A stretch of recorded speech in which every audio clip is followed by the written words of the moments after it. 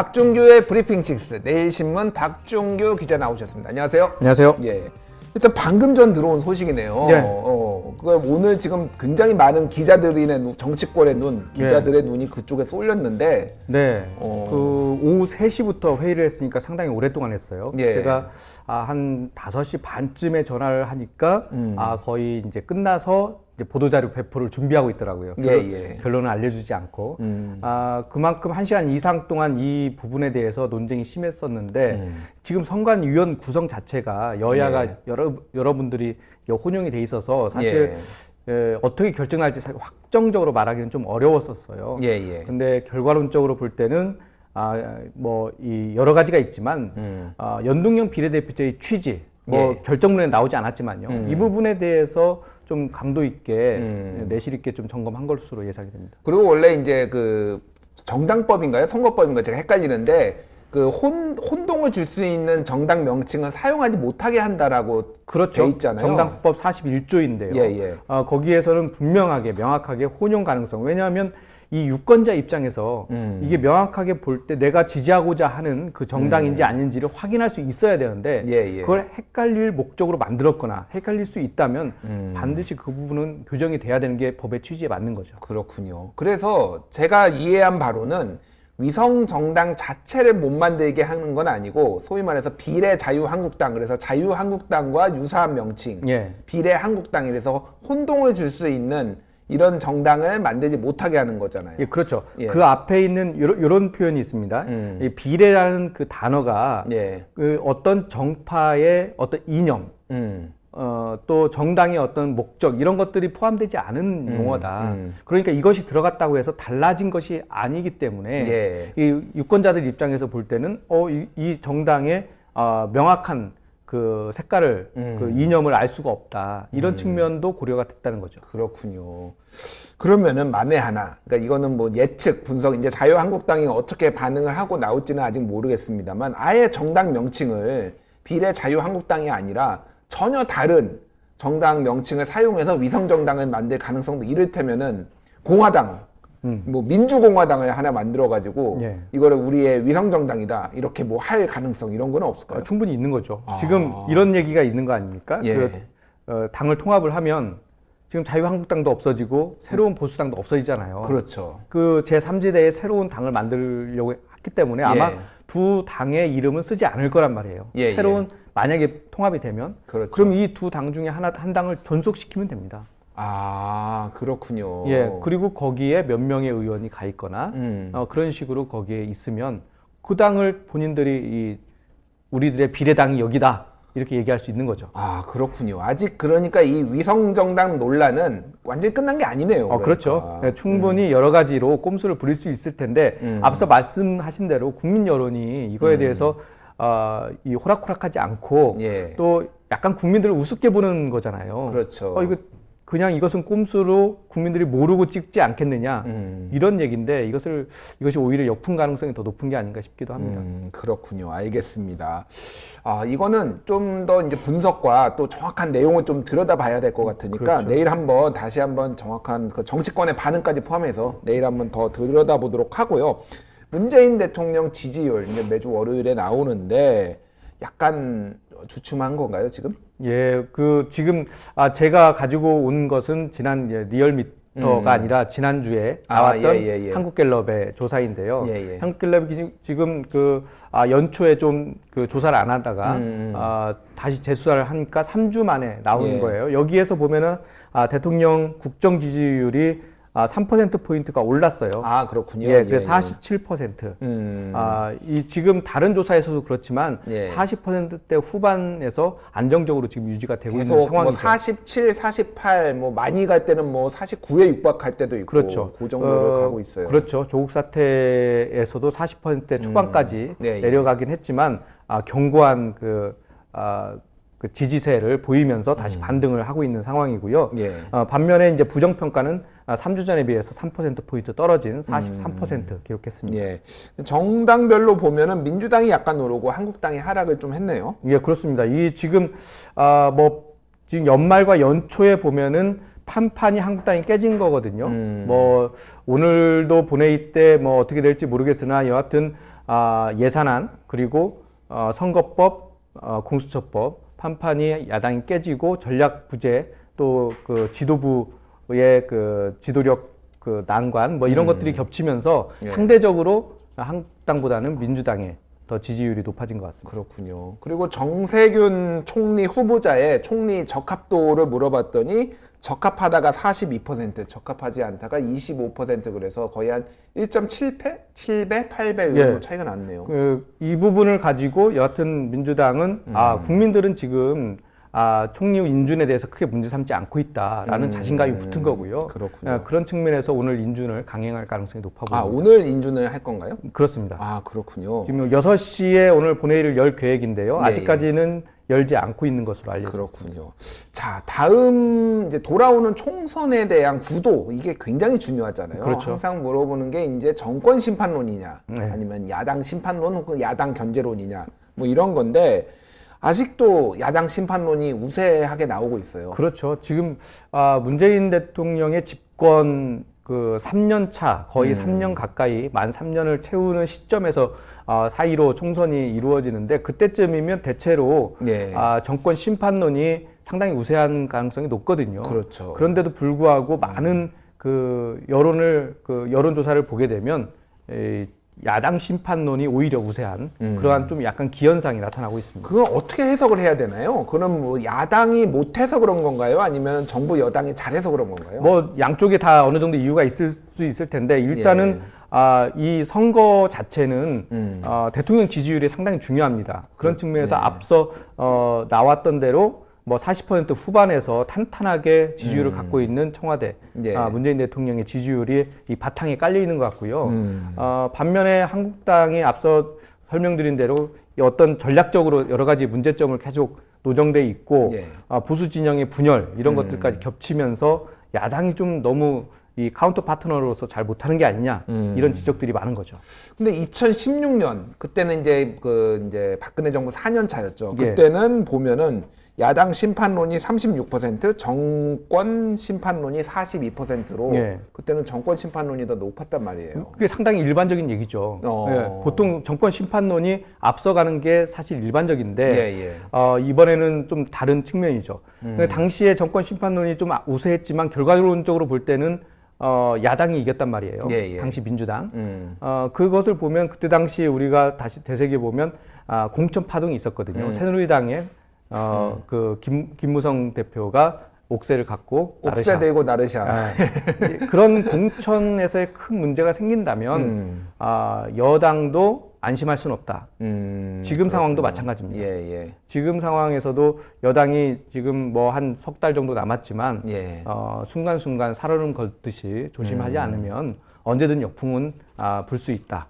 국민들이 뭐 촛불 혁명에서도 여러 가지 보여주는 것이 역시 국민들은 현명하다는 거 아니겠습니까? 예. 그런 측면에서 끝까지 표심을 봐야 될 것 같습니다. 알겠습니다. 자, 오늘 6시 지금 이제 본회의가 열릴 것으로 제가 지금 뭐 이거를 진행하느라 아직 확인은 못했는데 6시에 열리는 것으로 예정돼 있었어요. 현재는 예정돼 있었죠. 예. 그래서 이 아침부터 계속해서 여당에서 주장했던 바는 여하튼 이 형사소송법 지난주에 이미 상정을 해서 예. 표결까지 할 수 있는 충분한 절차를 다 마친 형사소송법을 먼저 통과시키고 예. 그다음에 이 회기 결정을 한 다음에 총리 인준안을 올리겠다. 이게 그 민주당의 그 주장이죠. 오늘 그러면 이 뭐 현안이 됐던 법안들을 오늘 다 처리한다라는 계획인 건가요? 지금 유치원 3법까지 지금 얘기가 나오던데요. 그렇죠. 상정은 되는데 예. 현재 제가 방금 그 의장실하고 통화를 해보니까요. 예. 이런 겁니다. 앞서 말씀드린 형사소송법과 이 총리 인준은 당연히 하는 거고요. 예. 검찰청법을 마지막으로 올려서 한국당이 필리버스터를 하게 된다면 그냥 가지만 현재 분위기상 필리버스터를 안 할 가능성이 높다. 아, 그래요? 예, 그렇다면 검찰청법까지 같이 통과시켜서 사법개혁법안을 완료하겠다.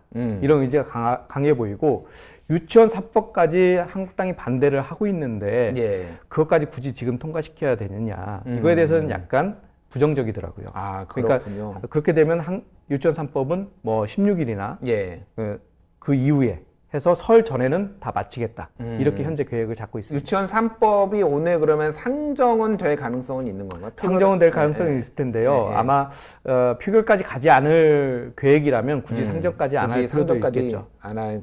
어쨌든 지금 자유한국당 분위기는 뭔가 의기소침하다고 해야 되나? 약간 그런 것 같아요. 판판이 방법이 없어요. 이 필리버스터에 올린 법안을 어떻게 막을 방법이 전혀 없다는 것이 지난 선거법과 공수처법 필리버스터로 확인이 됐고, 특별히 국민들의 그 지지가 높은 이 사법개혁안을 가지고 또 선거법을 가지고 필리버스터를 했더니 사실 도움이 안 됐어요. 그러게요. 뭐 여론이 뭐 바뀌거나 아니면 지지도가 높아지거나 뭐 이런 게 돼야 되는데, 필리버스터를 그렇게 몇 시간씩 하더라도 국민들의 여론을 바꿔놓지 않을 거라면 굳이 그것을 할 수 없는 거죠. 근데 무슨 자신감으로 뭐 그동안 원내대표들과 당대표 뭐 이런 분들은 뭐 목숨을 걸고 막겠다, 막을 수 있다, 뭐 이렇게 지금까지 해왔던, 저는 그게 굉장히 궁금해요. 어떤 생각이었길래 그런 말들을 계속 뱉었을까요? 자유한국당에서는. 결국 뭐 황교안 대표의 지도력 또 그 철학에 담겨 있지 않을까 싶어요. 그동안 그 앞서서 이제 9월, 10월 이제 장외 투쟁을 하면서 지지층을 확보를 하긴 했는데 그 다음에 어떤 수를 계속 내야 되지 않습니까? 지금 당내에서는 계속 지도력에 대한 의심을 계속 하고 있고, 그럴 때마다 뭐 여러 가지 통합이니 뭐니 이렇게 어떤 메시지들을 계속 내왔고, 그런 측면에서 강력한 메시지를 내다 보니까 지금 뭐 눈앞에 보여 있는 그 현안들에 대해서 본인들의 강한 투쟁력을 발휘하기 위한 어떤 메시지 차원에서 내놓은 것이 아닌가 싶습니다. 그러니까 메시지는 그렇다고 이해를 하는데 뭔가 답도 없이 계속 막을 수 있다, 막을 수 있다, 이게 주술도 아니고 그렇죠. 그렇게 했다가 지금 다 이렇게 뭐 소위 자유한국당 입장에서는 다 말아먹었는데 아무도 책임을 지지 않는 이 이상한 상황에 대해서 자유한국당 지지자들도 약간 답답할 것 같아요. 사실은. 그렇죠. 그러니까 지금 계속해서 나오는 메시지가 보수 통합입니다. 그러니까 이 시각을 이쪽에 돌리지 않게 하기 위해서 지지층들을 이제 보수 통합 쪽으로 몰고 가고, 거기에서 뭔가 성과를 내게 되면 우리가 대응할 수 있다, 충분히 총선을 이길 수 있다, 이런 것들을 지지층한테 계속 이야기하고 있는 거죠. 보수층이 지금 마지막 남은 히든 카드는 보수 대통합, 이거에 지금 뭐 한마디로 올인을 하고 있다라고 볼 수 있겠군요. 그렇죠. 그래서 오늘도 황교안 대표가 이 유승민 전 대표가 이야기했던 뭐 소위 보수 통합을 위한 세 가지 조항, 이 부분을 공식적으로 언급을 하지 않았지만 대체로 그것에 대해서 흡수하겠다, 받아들이겠다, 이런 뉘앙스를 계속 비치는 거거든요. 그러면서 새로운 보수당에서도 통합을 이제 논의를 시작하겠다, 이런 메시지도 오늘 나왔고요. 그런 측면에서 보면 보수 대통합을 가지고 계속해서 본인의 그 리더십을 끌어갈 것으로 예상이 됩니다. 알겠습니다.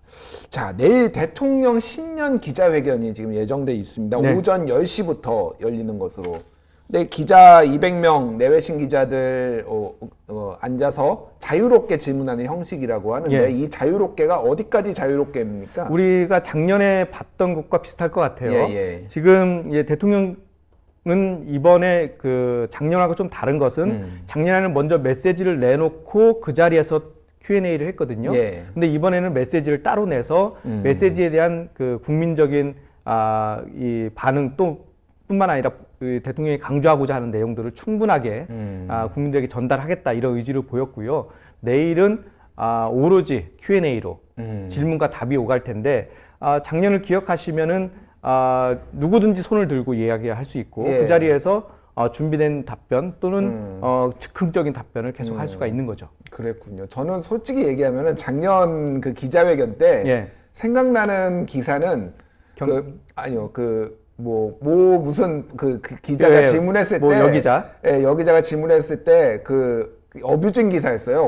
고개 쳐든 조국이라는 걸로 동아일보에서 쓴 그 어뷰징 기사가 저는 굉장히 인상적으로 남아서 이거를 이런 식으로 고개 쳐든 조국이라고 쓰는구나라는 거에 굉장히 참 기자로서 약간 부끄러운 생각도 들고 그랬는데. 물론 그러니까 이게 예전에 보면 그러니까 박근혜 정부 때의 기자회견은 어느 정도의 이 판이 그려져 있었어요. 예를 들자면 경제 분야는 몇 곡지, 몇 명이 얘기한다. 그 다음에 정치 분야는 몇 명이 한다. 대북 문제, 그리고 국회 문제. 뭐 이렇게 할당을 했거든요. 일정 예, 부분. 예. 그런데 지금도 물론 이제 사회자가 그걸 이야기는 하긴 하지만 이게 그 정해지지 않은 거죠, 거의. 그래서 한쪽에 쏠릴 수도 있어요. 그렇군요. 네, 그런 측면에서 보면은 자유로운 것은 좋은데 이 충분하게 하지 못하는 거죠. 이제 90분으로 딱 정해지지 않았습니까? 예, 예. 아마 90분 좀 넘을 수도 있을 텐데 그러게요. 사실 국내 현안을 뿐만 아니라 지금 많은 현안을 다루기에는 시간이 좀 부족한 건 사실이죠. 일단 뭐 내일 주로 예상되는 질문들이 하나가 이제 소위 말하는 추미애 법무장관의 검찰 인사 질문이 많이 쏟아질 것 같고 그렇죠. 또 하나는 국제 문제로 가면 이제 호르무즈 파병을 어떻게 할 것인가, 그렇죠. 뭐 미국 뭐 방위 분담금 협상 뭐 어떻게 예. 되는 것인가, 뭐 이런 거 하고 또 하나는 남북 관계 예. 뭐 이런 것들이 나올 것 같아요. 예, 그렇죠. 지금 또 관심은 또 경제니까 예, 경제에서는 또 부동산 투기 부동산, 관련된 예. 다시 한번 확인할 수 있는 계기가 될 텐데 여하튼 지금 뭐 그 검찰 인사와 또 현재 수사가 진행되고 있는 부분 이런 부분들을 대통령으로부터 직접 이야기를 듣는 것, 예. 또 앞으로의 그 검찰 개혁 방향 이런 것들도 직접 확인할 수 있는 그런 기회가 될 것으로 보이고요. 문재인 대통령 성향상 본인의 있는 마음에 있는 것을 뭐 숨기거나 이렇게 할 수 없는 표정에서 다 드러나는 그런 분이라 그렇죠. 아마 충실하게 진실하게 이야기가 될 것으로 보입니다. 자, 그 오늘 만약에 이제 그 총리 인준 투표가 이제 통과하는 가능성이 높으니까 네. 통과가 된다라고 하면은 이낙연 총리는 지금 그러면 사퇴를 언제쯤 할 것으로 예상이 제가 되나요? 듣기로는 내일이 이제 마지막 국무회의를 주재하고요. 예. 그리고 아마 그 다음 날 예. 할 것 같아요. 그러니까 내일 모레. 예, 모레나 내일 예, 예. 오후에 내일 할 오후에. 것 같은데요. 예, 예. 여하튼 지금 이낙연 총리가 이제 들어오면 여하튼 민주당은 본격적인 총선 체제를 구축해서 뭐 현재로서는 총선 선대위 위원장과 그 출마 이 두 가지를 같이 갈 가능성이 높아 보입니다. 그렇군요. 오늘 오후에 보니까 종로구로 전세 전입했다라는 예. 기사도 나왔더라고요. 그래서 종로구는 뭐 거의 기정사실화 된 것 같고 예. 어쨌든 뭐 파트너가 중요하죠. 누가 지금 종로구에 출마를 해서 붙을지가 정말 네. 초유의 관심사네요. 저는 아직도 황교안과 그 안철수가 붙어야 된다. 황교안, 안철수, 이낙연 예. 셋이. 저는 그래야 황교안도 살고 이낙연도 살고 안철수 산다. 여기서 그렇군요. 승부를 진검승부를 하고 예. 해야 되는데 특히나 저는 그렇습니다. 안철수 전 대표가 새롭게 와서 뭔가 본인이 달라진 점을 뭔가 그 국민들에게 보여줄 수 있는 마지막 카드가 바로 이제 출마를 해서 메시지를 던지고 인정을 받는 것이고요. 황교안 대표도 이 총선에서 지더라도 네. 본인이 자신이 어떤 정치적 역량을 보여줄 수 있는 곳 바로 이 종로라고 생각합니다. 그렇군요. 이번 주에 안철수 대표가 전 대표가 들어올 가능성이 매우 높기 때문에 기자들이 아마 물어볼 겁니다. 종로 출마할지 한번 지켜보도록 하겠습니다. 애매하게 대답할 겁니다. 예, 알겠습니다. 지금까지 브리핑 6 내일신문 박종규 기자였습니다. 감사합니다. 감사합니다.